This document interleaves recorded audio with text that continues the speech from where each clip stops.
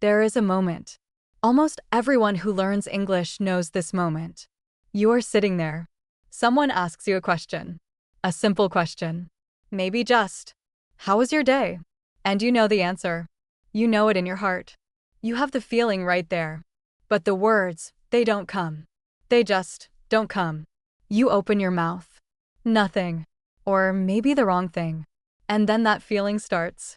That heavy, embarrassing, awful feeling. Like your brain left. Like you forgot every single word you ever learned. Like you are 5 years old again, except worse, because you are not 5 years old. And the other person is waiting. And you can see them waiting. And that makes it worse. So much worse. I want to tell you about a girl named Sarah. She studied English for 6 years. 6 years. She watched movies in English. She read books in English. She took classes. She practiced grammar. She knew the rules. She could pass any test. Any test. She was good. Really good, on paper. But one day she got a job. An international job. And on her first day, her new manager walked over and said, just casually, just friendly, "Hey Sarah, tell me a little about yourself." And Sarah froze. 6 years. And she froze. Her mind went completely, totally, absolutely blank. She could feel her face getting hot. She could hear her own heartbeat. And the only words that came out were, "I am Sarah." That was it. "I am Sarah." The manager smiled kindly and walked away. And Sarah went to the bathroom and stood there for 5 minutes just breathing. She told me this story 2 years later. And she laughed while she told it. But she also said, "That was the worst moment of my English life." And then she said something I never forgot. She said, "I didn't have a language problem. I had a fear problem." And that is what today is about. This is not a lesson. This is not a class. This is two people, two real people, sitting together and talking honestly about something that almost nobody talks about honestly. That gap. That painful, confusing, exhausting gap between understanding English and actually speaking it. So if you have ever understood a movie perfectly but couldn't describe it to someone the next day, this is for you. If you have ever rehearsed what you wanted to say, then completely forgotten it the moment you opened your mouth, this is for you. If you have ever felt smart in your own language and stupid in English, this is absolutely for you. Just listen. Like you were sitting with two friends. Like you accidentally walked into the best conversation happening at a coffee table somewhere. And you decided to stay. Okay, let's go. Can I ask you something weird? Yeah, what happened? Nothing happened, okay, so I was on a call yesterday. A work call. And someone asked me, it was a simple thing, they just asked me to explain what our project does. Like, just describe it. In English. And I don't know. I blinked. Like completely? Like completely. I know this project. I have been working on it for months. I could write you a 10-page document about it. But in that moment, nothing came out right. What did you say? I said, it helps people do things. It helps people do things. It helps people do things. Yes, that is what I said. To my client. About a project I have spent months on. Oh no. And then I laughed nervously. Which made it worse. Because then they were like, "Okay, can you be more specific?" And I wanted to disappear. Honestly, I feel that so much. You do? Yes, more than I want to admit. Like I know what I want to say. The idea is there. It's like, it's right there, you know? But the English words, they just don't line up with the thought fast enough. Yes, that's exactly it. The thought is moving at like normal speed and the words are moving at like slow motion. And then because they're slow, you panic. And then the panic makes them even slower. And then you're just standing there in the conversation like Like a buffering video. exactly like a buffering video. Just the little circle going round and round. And everyone is watching the circle. Watching the circle. Yes. Oh, that's such a good way to say it. I came up with it just now. Surprised myself honestly. Huh. See. You can do it when there's no pressure. Right? That's the thing. When there's no pressure, everything is fine. I can talk, I can joke, I can explain things. But the second someone is expecting something, or waiting, or evaluating. It all just goes. Why do you think that is? I have thought about this a lot actually. And I think it's because we're trying to do too many things at the same time. Like when you're speaking your first language, you're just saying it. You're not thinking about it. But in English, at least in the beginning, you're like, okay, what word do I need? Okay, is that the right word? Okay, is the grammar right? Okay, how do I pronounce that? Okay, does this make sense?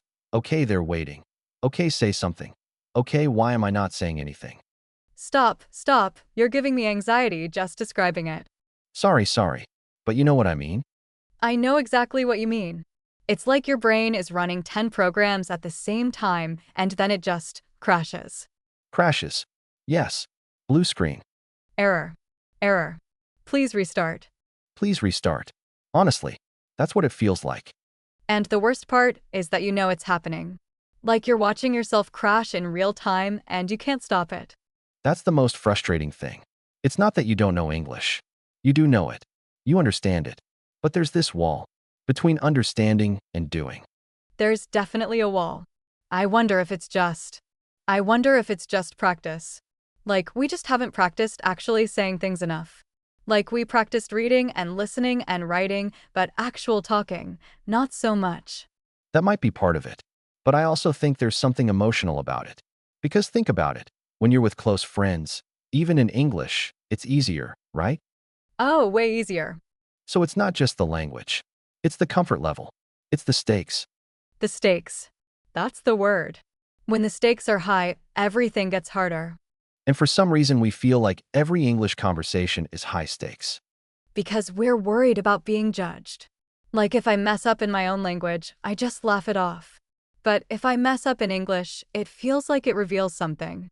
Like it reveals that I'm not enough somehow. Wow. Yeah, that's a really honest thing to say. Sorry, is that too much? No. That's exactly the kind of honest I like. And also, I think you just described something that a lot of people feel but don't say out loud. You think? I know, because I've felt it. That feeling of like, the language becomes a test. And every conversation is the test. And you can either pass or fail in front of this person. And you don't want to fail in front of people. Nobody does. But the problem is that mindset actually makes you worse. How do you mean? Like if you go into a conversation thinking, I must not fail, I must not make a mistake, I must sound good. Your brain goes into protection mode. And protection mode is not speaking mode. Protection mode is like hide mode. Your brain goes into hide mode. I love that. It genuinely does. It's like your brain is trying to protect you from embarrassment by just not speaking, which is the opposite of helpful. That is so frustrating. Like, thank you, brain. Very useful. The brain means well. The brain means well, but the timing is terrible. The worst timing. Like of all the moments to decide to protect me, you chose this one? I'm in a meeting. I need you right now. Exactly. Stay with me. But it just leaves. Your brain just leaves the chat. Completely exits. Gone. No message. No explanation. Just a notification that says, unavailable right now. Huh. Oh no, that's so real. It really is. And you're just sitting there like, okay, what do I do with this? Okay, wait. Can I tell you something kind of embarrassing? Yes. Obviously, yes. Okay, so I was in a coffee shop, and the person at the counter asked me something, and it was loud, and I didn't understand what they said. And instead of saying, sorry, can you repeat that? I just said, yes. You just said yes. I just said yes. And then they looked at me and said something else, and I still didn't understand, so I just said yes again. And then they brought me something I completely did not order. Oh no. What did they bring? I don't even want to tell you. You have to tell me now. Okay. They asked if I wanted oat milk. I said yes. They asked if I wanted sugar-free syrup. I said yes. They asked if I wanted some kind of. I don't even know what it was. I said yes. And they brought me this giant complicated drink that tasted like cardboard and sadness. Cardboard and sadness. Okay, that's the best description I've ever heard. And I drank it. I drank all of it. Because I was too embarrassed to say I didn't actually want any of this. You drank the whole thing? I drank the whole thing and I smiled and said thank you. You smiled. I smiled. Like some kind of terrified, confused, cardboard drinking person just smiling. This is honestly one of the most relatable stories I have heard. Because it's not about the language, right? I knew those words. Oat milk? I know oat milk. Sugar-free? I know sugar-free. But in that moment, with the pressure and the noise and the waiting and the people behind me in line. The people behind you. Oh, the people behind me. That made it 10 times worse. Because now I'm also holding up other people. So not only am I failing at speaking English, I'm also inconveniencing strangers. Multiple failures at once. Multiple, simultaneous failures. Thank you very much. I think the noise thing is actually important though, because I noticed that when there's extra pressure, noise, time, other people watching, my English gets noticeably worse. Same. Like the conditions have to be almost perfect for me to feel confident. And real life is never perfect conditions. Real life is always some version of loud coffee shop with people behind you. Exactly. There's always something. Always some extra thing that your brain has to process at the same time. So what do you do? Like what actually helps? Honestly, I think small things. Like really small, unsexy, boring things that nobody wants to hear. Tell me the boring things. I want the boring things. Okay, so the number one thing that helped me is just talking. Like talking out loud to myself. To yourself? To myself. When I'm alone. In my room, in my car, wherever. Just narrating things. Like I'll say, okay, I'm making coffee now. I'm putting the water in. Now I'm waiting for it to boil. Like the most pointless commentary. That sounds insane. It sounds insane. And it is slightly insane. But it works because your mouth is getting practice making the shapes of English words without any stakes. Nobody is listening. Nobody is judging. Your brain is not in protection mode. It's just in regular mode. And in regular mode, it works fine. Huh. That is actually interesting. Because it's the same as like practicing a sport. You don't only play matches. You practice. You drill. So why would speaking be different? Exactly. But somehow we think it should just work when we need it. Like we think knowledge equals ability. And it doesn't. Knowledge is not the same as ability. Not at all. Like I know what a backflip looks like. I know how it works. That does not mean I can do one. Please don't try to do one. I will not be trying. But the point is, you need to practice the physical thing. And speaking is a physical thing. It's muscle memory and speed and confidence all at once. Okay, wait. Muscle memory. That's interesting. Say more about that. So like, the reason you can speak your first language fast is not because you're thinking faster. It's because the words are automatic. The pathway from thought to word is just instant. It's been used so many times that it's a highway now. But in English, especially in the beginning, it's more like a dirt road. You can get there, but it takes longer. And it's bumpier. The dirt road. I feel like my English is still very much a dirt road. Honestly, from talking to you right now, it sounds more like a normal road to me. You're being kind. I'm being honest. And also, I'm not even thinking about whether your English is perfect because you're interesting to talk to. The content is interesting. That matters more. Okay, but real talk, do you actually not notice mistakes? I notice them, but I move past them because the conversation is more interesting than the mistakes. Think about it from your own experience. When you talk to someone who speaks your language imperfectly but is saying something interesting, do you focus on the mistakes? No. I focus on what they're saying. Right. The mistakes are background noise. The meaning is what matters. But it doesn't feel that way when you're the one making the mistakes. No, it doesn't. It feels like a spotlight on every mistake, like a big red circle around everything wrong. Yes. Like someone is marking your conversation in red pen in real time. The invisible teacher. The invisible teacher with the red pen. Always there. Always judging. But here's the thing about the invisible teacher. They're you. You are marking your own conversation. That's a very uncomfortable truth. I know. But also, it means you can fire them. Can I fire the invisible teacher? You can absolutely fire the invisible teacher. You just have to decide to. I don't know if it's that simple. It's not simple at all. But it's possible. Like the awareness itself helps, you know?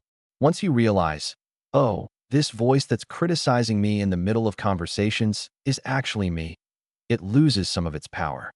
Because you realize you're doing it to yourself. Exactly. Nobody else put that voice there. You built it, which means you can also unbuild it. Okay, this got philosophical. I like it. We started with coffee shop disasters, and now we're here. That's the journey. That's the natural progression of conversations. It really is. This is how real talks go. Okay, so tell me, when did you first start to feel like English was getting more natural for you? Like, was there a moment? Hmm. Actually, yeah. There was a specific thing. I was watching a show in English, one I had already seen, so I already knew what was going to happen. And I noticed that I was just watching it, like not working at it, not stopping to translate, not pausing, just watching and understanding and feeling the emotions at the right moments. That sounds small, but it probably wasn't small. It wasn't small at all, because that was the first time English felt like something that was in me rather than something outside of me that I was reaching for. That's a beautiful way to put it. Reaching for it versus it being in you. For a long time, it felt like fishing, like the word is in there somewhere, and I'm just fishing for it, waiting for it to come up. And sometimes the fish doesn't come. And sometimes the fish doesn't come, and you're just sitting there with an empty hook looking hopeful. The empty hook of English. The empty hook. Exactly. But over time, the fishing gets easier. And then at some point, you're not really fishing anymore. You just reach in and grab. I want to reach in and grab. You will. It takes time, but you will. What if I don't have time? Like, what if I need it now? For work, for real situations? Okay, that's a different thing. That's about managing the gap. Because yeah, ideally you'd have years to just naturally build the highway. But if you need it now, you have to be strategic. What does strategic look like? A few things. 1. Practice the specific conversations you'll actually have. Like if you have work presentations, practice that kind of talk specifically. Not general English, but that specific type. Okay, that makes sense. Like a footballer doesn't just run. They practice the actual moves. Exactly. 2. Accept that mistakes will happen and have a few phrases ready for when they do. Like, sorry, let me rethink that, or wait. What I mean is, things that buy you a second without making it awkward. Oh, that's smart. Because the pause is what kills me. The silence. The silence feels like a 10-year pause inside your head, but from outside, it's probably 2 seconds. It feels like forever. It feels like you've gone on a whole personal journey and come back, and nobody else even moved. Yes. Like I went through 5 stages of grief in that silence, and they just blinked. Huh. And 3, and this is the most important one, care less about how you sound.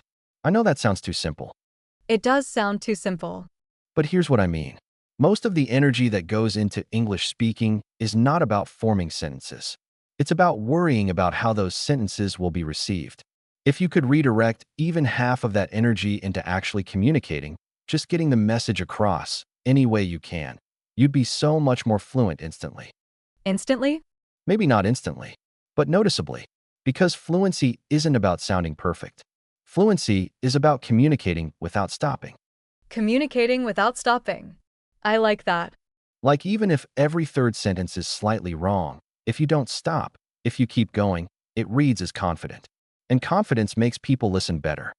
That's a bit unfair, isn't it? Like you can be wrong but confident and people follow along? Welcome to communication. Wow. Okay. The best speakers in any language are not necessarily the most correct. They're the most committed. Committed to the bit. Committed to the bit. Yes. Like even when they lose the word, they don't go, and disappear. They say something like, you know that thing, when it's raining and you have no umbrella. And then they describe around the word they forgot. Describing around the word. I do that in my own language. Everyone does it. It's normal. But for some reason in English we think if we don't have the exact word, we have to stop. Like the conversation requires the exact right key or it won't open. But it doesn't. The conversation doesn't care about the exact key. It just wants to open. The conversation just wants to open. I think about that a lot, actually. Like, language is fundamentally just about connection, right? It's just trying to let two people be in the same place mentally for a moment. Yes, that's exactly what it is. And a lot of different combinations of words can do that. Perfect grammar is one way. Broken but heartfelt English is another way. Creative gestures and expressions is another way. There's more than one path. There are so many paths, and we somehow convinced ourselves there's only one. The perfect one. Where does that come from? The perfectionism? School, maybe? Like school English is very much about right and wrong. The test has a right answer. The grammar has a correct form. And you take that into real life, and you keep looking for the right answer. But real conversations don't have answer keys. Real conversations definitely do not have answer keys. Real conversations are messy and incomplete and full of misunderstandings and repairs, and that's completely normal. Even between native speakers? Especially between native speakers. Go listen to any really natural English conversation. People interrupt each other. They change what they were saying halfway through. They use half-finished sentences. They say the wrong word and laugh about it. That's reassuring, actually. It really should be. Because the standard you're comparing yourself to, native speaker English, is not actually this polished, perfect thing. It's also messy. Huh. I never thought about it that way. Most people don't. They hear native speakers in formal contexts. News reporters, teachers, TV characters. And those are all very crafted forms of speech. That's not how people actually talk. That's not how people actually talk. People actually talk like us right now, with the pauses and the wandering and the repetition. Okay, wait, can I say something about repetition? Because I feel like one of my biggest issues is that my vocabulary isn't big enough to say things in different ways. So I end up repeating words a lot. And it makes me feel limited. I completely understand that. And also, I think it's slightly a false problem. What do you mean? Like most conversation, even very sophisticated conversation runs on a small number of words. The fancy words are actually rare. They show up occasionally. The bulk of communication is very simple vocabulary used well. Really? Think about any conversation that really moved you. Someone being kind to you. Someone explaining something beautifully. Did those moments happen because they used rare words? Or because they used simple words in exactly the right way? Mostly simple words. Almost always simple words. The most powerful things people say are usually very short and very simple. I'm sorry. I love you. I understand. Exactly. Those aren't complicated words, but they're everything. That's kind of a relief. It should be. Because building vocabulary is good and worth doing, but not having 10 synonyms for happy is not why you feel stuck. No, it's not why I feel stuck. So what is why you feel stuck? If you really think about it, Honestly, please. I think. I think I don't trust myself.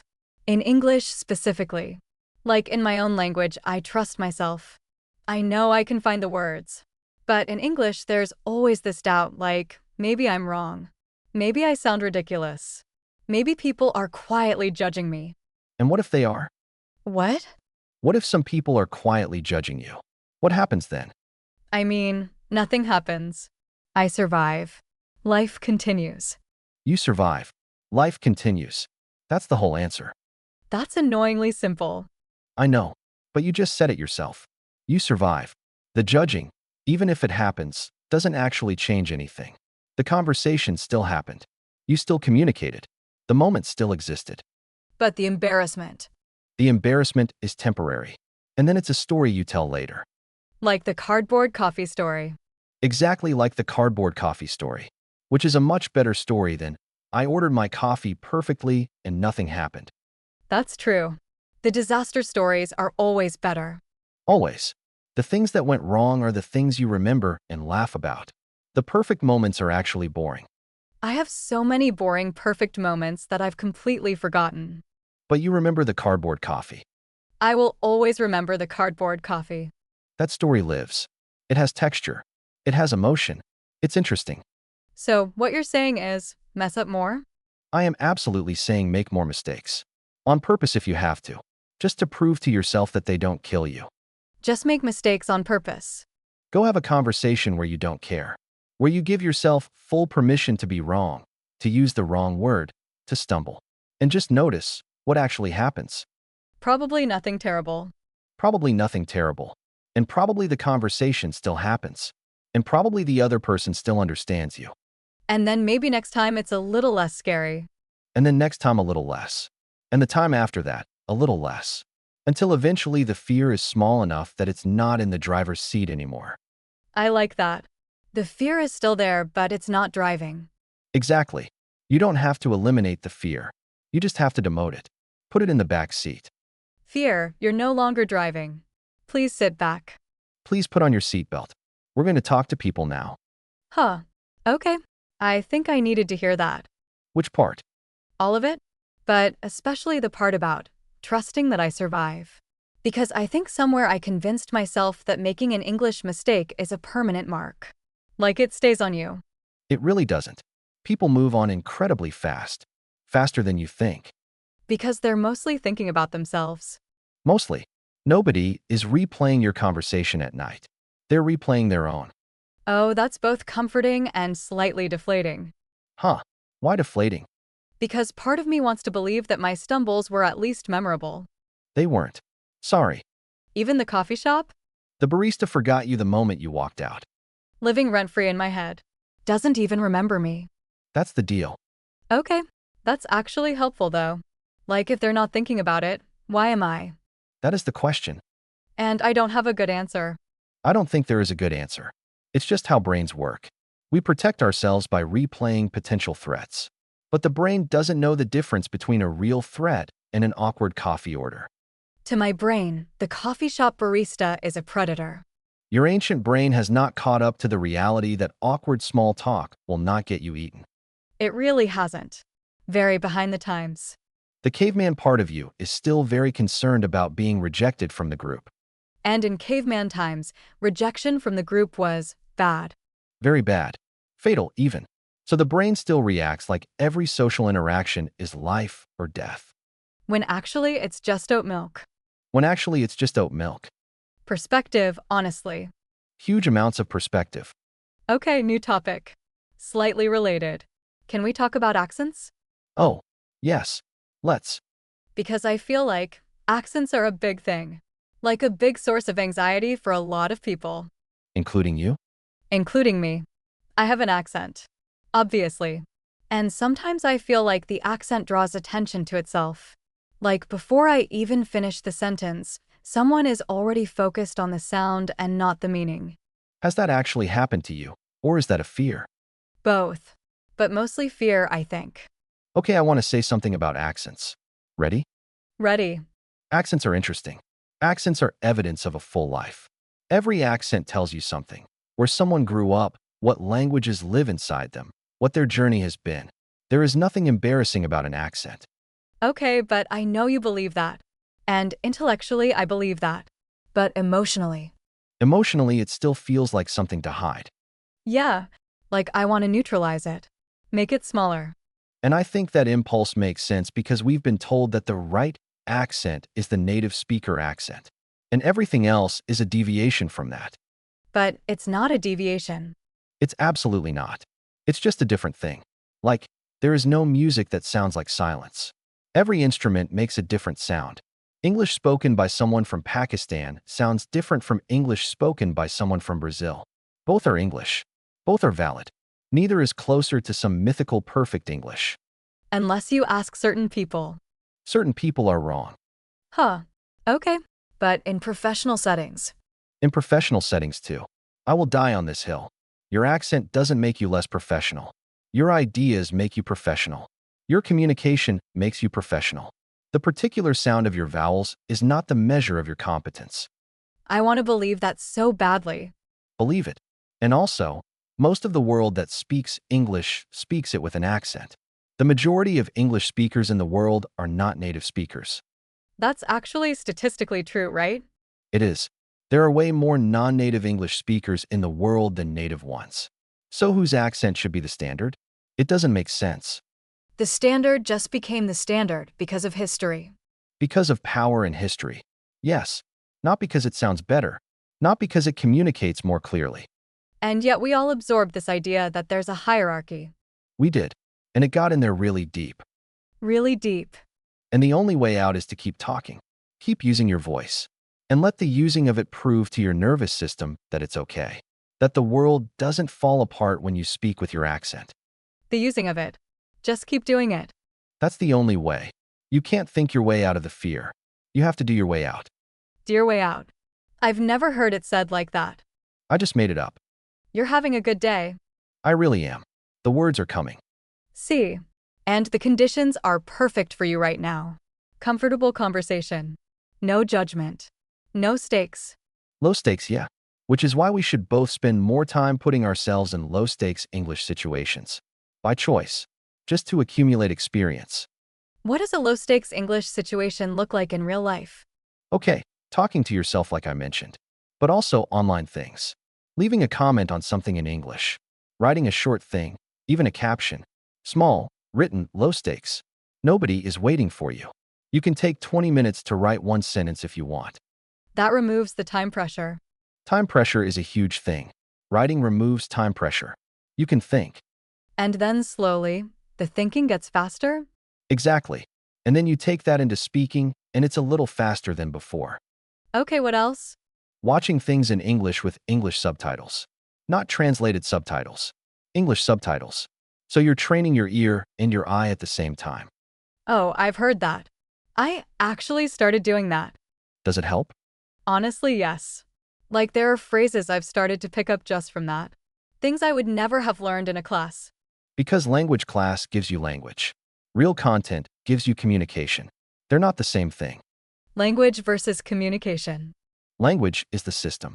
Communication is what you do with it. And what you do with it, in real life, is a lot messier and more interesting than any textbook.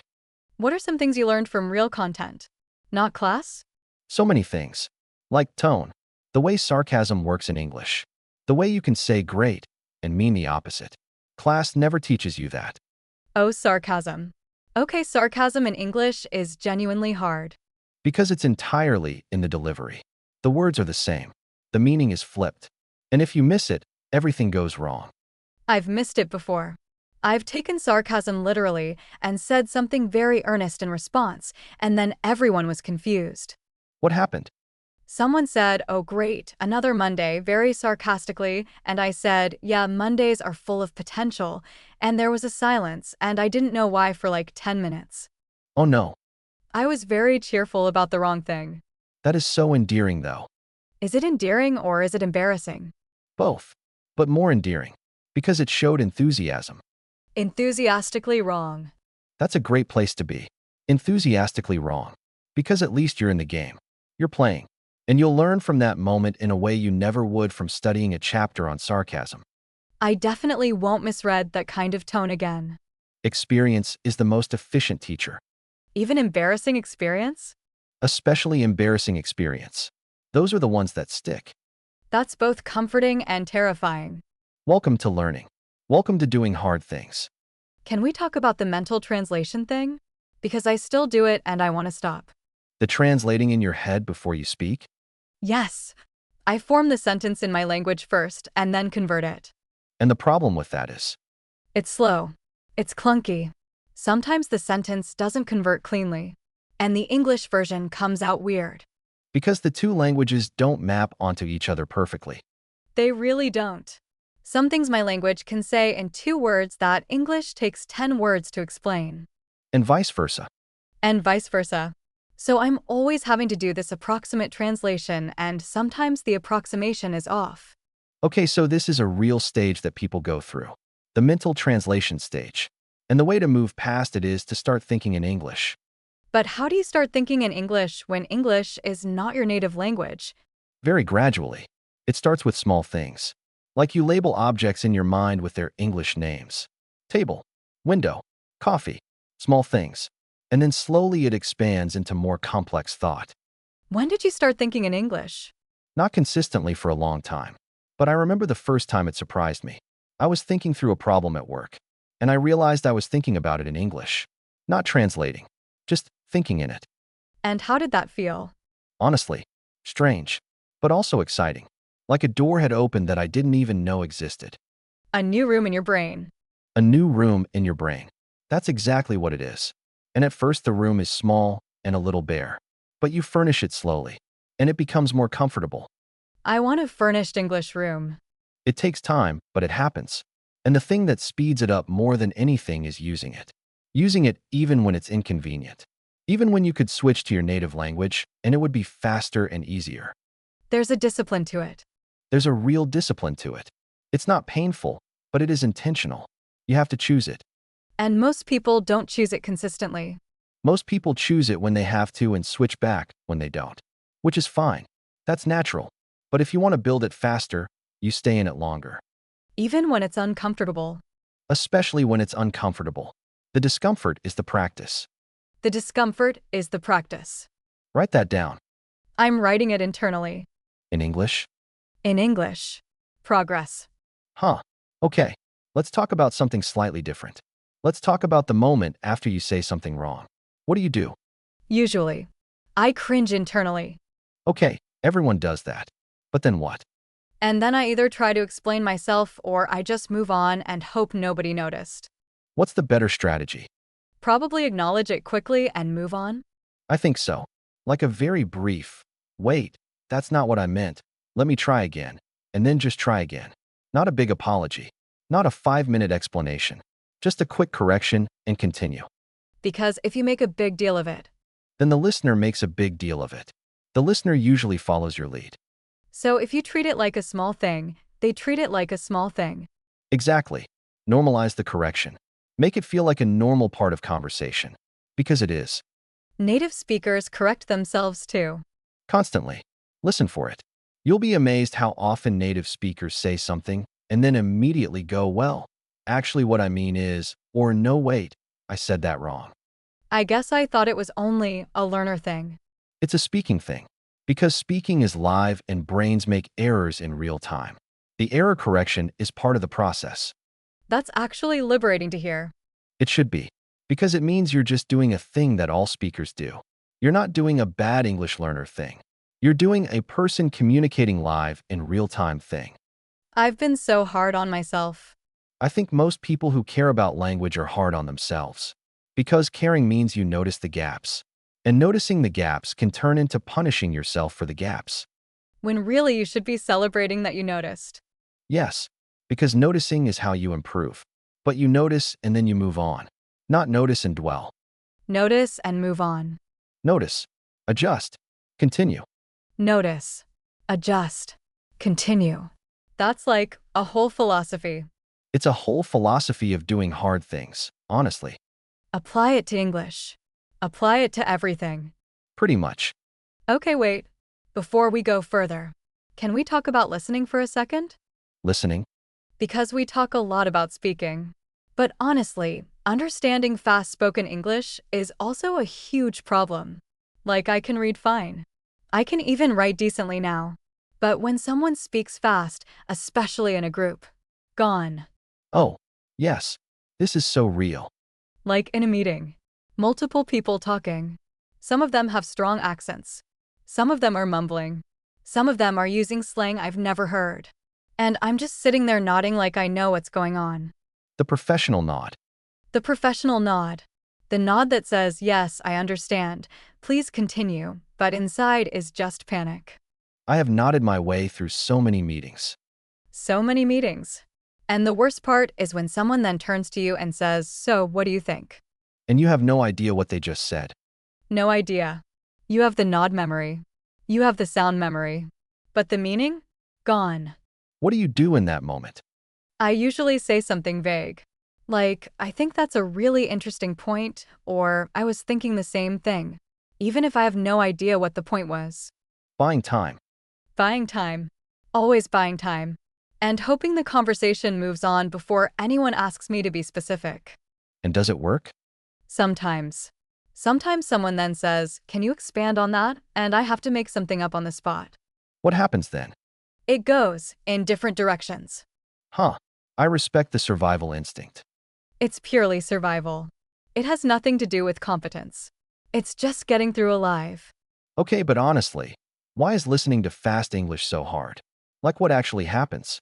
I think it's because spoken English doesn't sound like written English at all.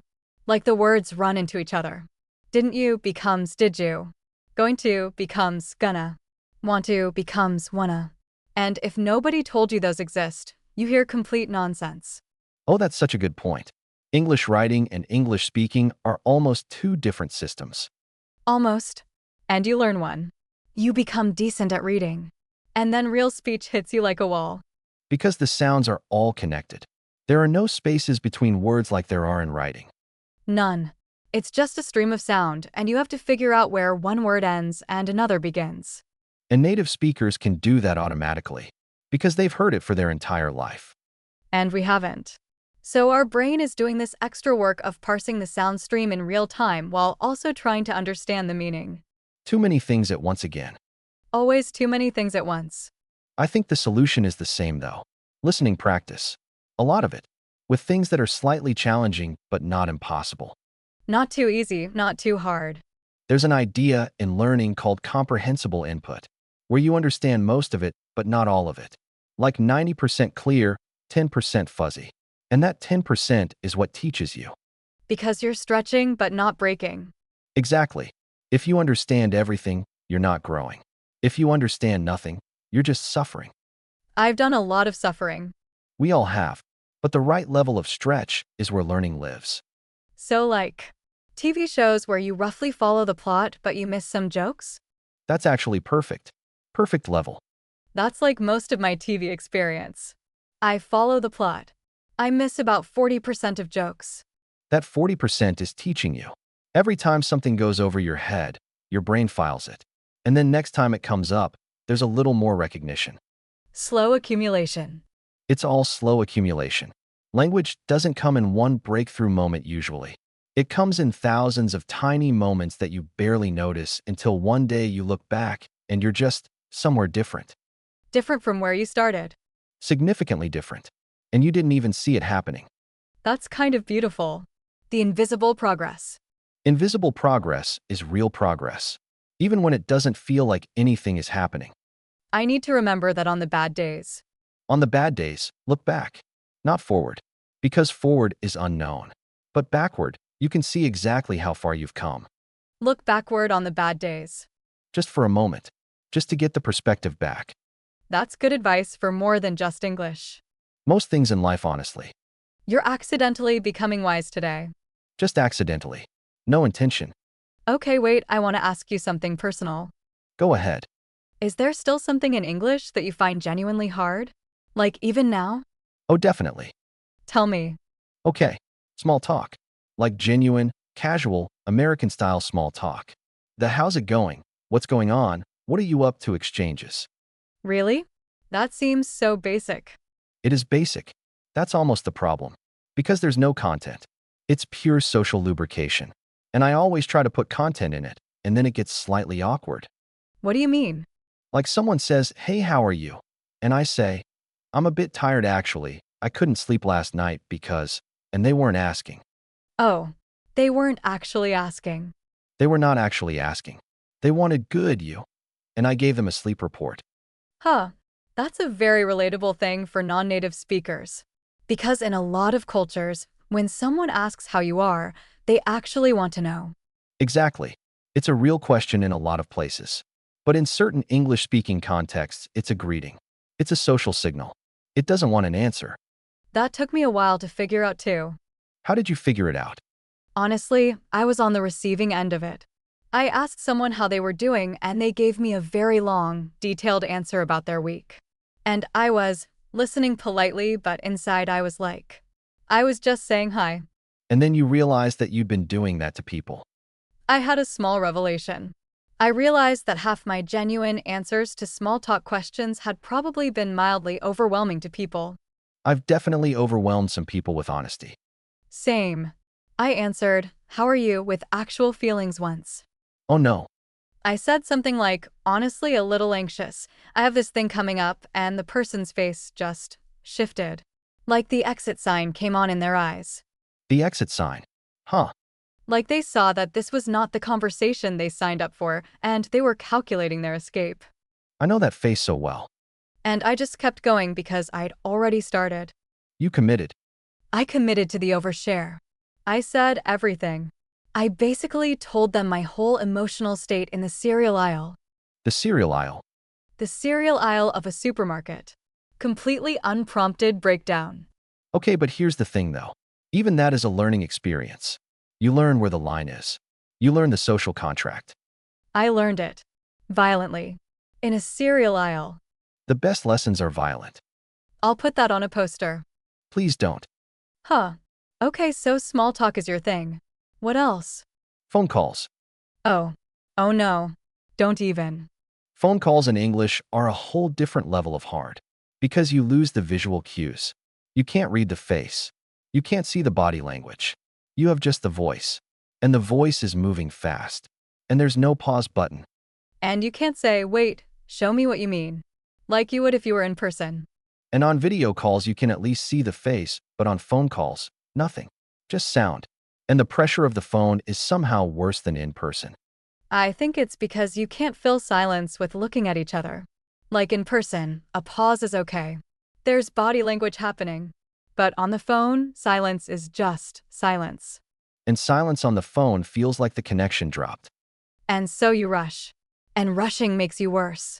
And then you mishear something and you ask them to repeat it, and they repeat it, and you still don't understand, and you ask them to repeat it again, and now everyone is slightly frustrated. And you've asked 3 times and you still don't have it, so you just say yes. And you say yes and hope for the best. The universal English learner response. Yes. Okay. Sure. It covers so much ground. So much. I have solved so many situations with a confident sure. Confident sure is carrying a lot of weight. A lot. Doing a lot of heavy lifting. And occasionally leading you to drink things you didn't want. Huh. Yes. The oat milk consequence of sure. But also, phone calls get easier. I promise. The more you do them, the more your ear adjusts. It's like an instrument. At first, the sound is overwhelming. Then you start to pick out the notes. I want to pick out the notes. You will. You already are, probably. Just slowly. I'm getting there. Slowly and messily. Slowly and messily is still getting there. Okay, we've been talking for a while. Can I say something that I think is the real issue? Like under all of this? I really want you to. I think for a lot of people, including me, English is tangled up with identity. Like who you are. And if you speak it imperfectly, it feels like you are imperfect. Like the language is a stand-in for your whole self. That's heavy, but I think that's true. And it's not logical. I know it's not logical. But the feeling doesn't care about logic. No, it doesn't. And I think that's why language anxiety is so particular and so painful. Because it touches something that feels very central, very core. Like, this is my mind. This is my thoughts. And if I can't express my mind in a language, it feels like I don't exist in that space. Wow, that's... Too much? No, that's exactly right. That's probably the truest thing said today. Because communication is how we exist in relation to other people. And if you can't communicate fully, you feel partially invisible. Partially invisible. Yes, that's exactly it. Like I'm here, I'm present, I have thoughts and feelings and ideas, but I can only show you a fraction of them. Because the language isn't full yet. And that gap between who you are inside and who you can show in the language is genuinely painful. It's genuinely painful. And nobody talks about that part. The emotional cost. Because we talk about language learning as a skill, like learning coding or cooking, technical steps. But it's not just a skill. It's not just a skill. It's a whole emotional excavation. It's asking you to be vulnerable in a new way, to be a beginner again, to not have the words for what you feel. And being a beginner is hard. Because most adults haven't been beginners in a long time. And we forgot what it feels like. And we forgot that beginner is just a stage, not a status. Beginner is a stage, not a status. I like that very much. I've been a beginner at a lot of things. It's uncomfortable every single time. But you keep starting? I keep starting. Because the alternative is staying exactly where you are forever. And you don't want that. I really don't want that. Me neither. Even though it's terrifying sometimes. Even though it's terrifying. But here's what I've noticed about terrifying things. They're usually the things that matter most. The fear is a signal. The fear is a signal. Fear says, this matters to you. Discomfort says, you care. So caring is painful. Caring is always a little painful. That's how you know it's real. That's actually kind of beautiful in a strange way. I'm full of strange beauty today, apparently. You really are. Okay, I want to talk about one more thing. The recovery. Recovery after a bad language moment? Yes, because I feel like sometimes I have a bad conversation in English, something goes wrong, I said the wrong thing or I froze or I was misunderstood, and then it affects the next conversation. And the next one. Like the bad moment casts a shadow. The shadow of the bad moment. Yeah, Like, I'll be doing fine for a week, and then one bad interaction, and suddenly I feel like I've gone back to zero. that's not unique to language. That's just how confidence works. It's fragile. It needs to be rebuilt regularly. But it feels like with language it happens faster. Like one bad experience undoes so much more. Maybe because the investment is so much higher. Like you've put so much into building it, and so one setback feels disproportionately costly. Exactly. Like I worked for this. And then one bad phone call and it's gone. But it's not actually gone. That's the thing. The skill doesn't leave. The knowledge doesn't disappear. What happens is that your confidence in accessing it dips temporarily. The road is still there. I just can't see it for a moment. The road is absolutely still there. And you've driven it before. And you'll drive it again.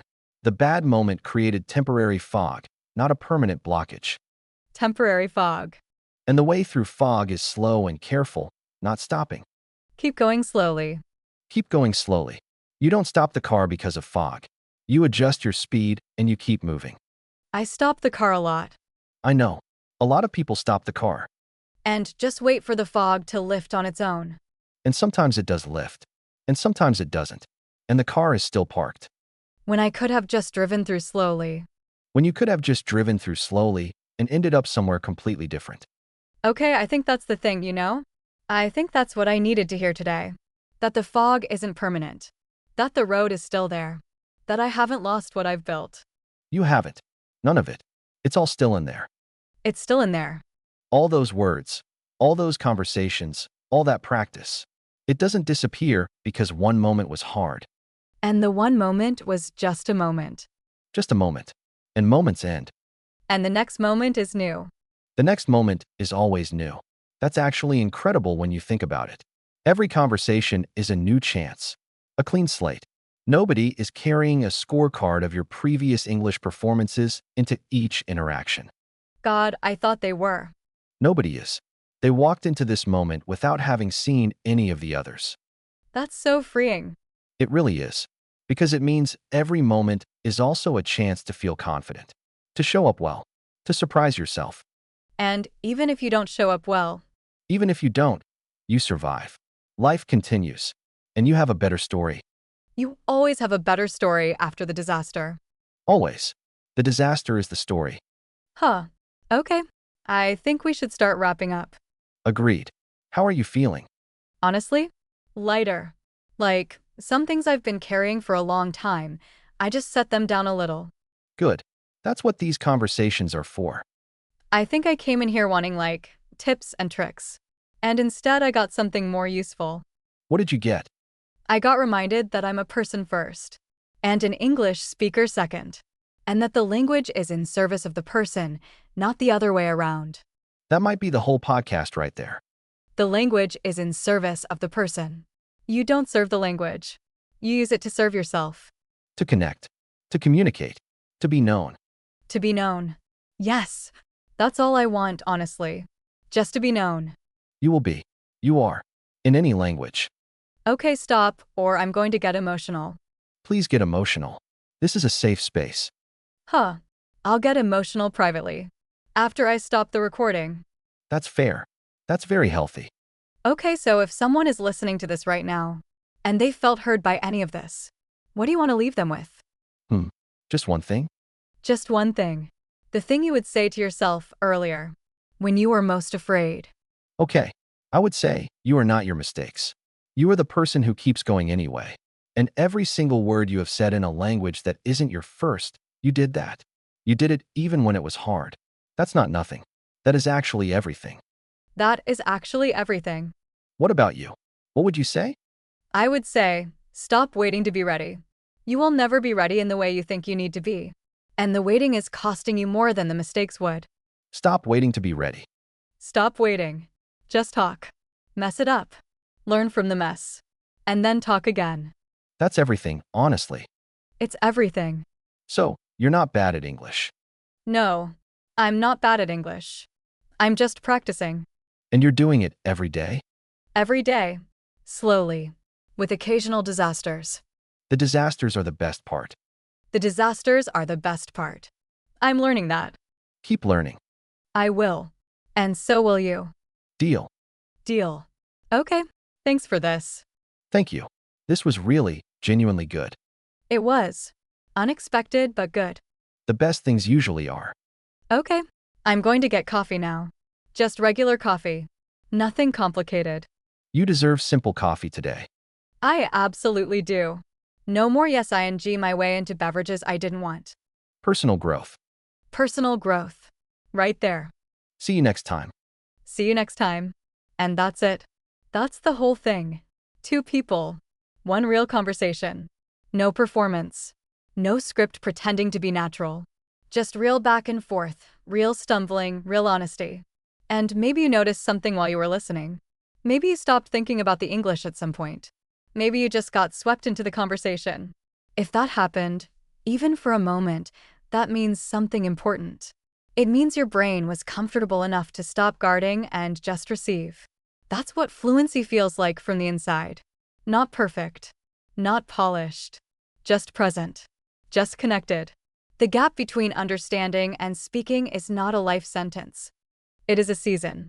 And like all seasons, it passes.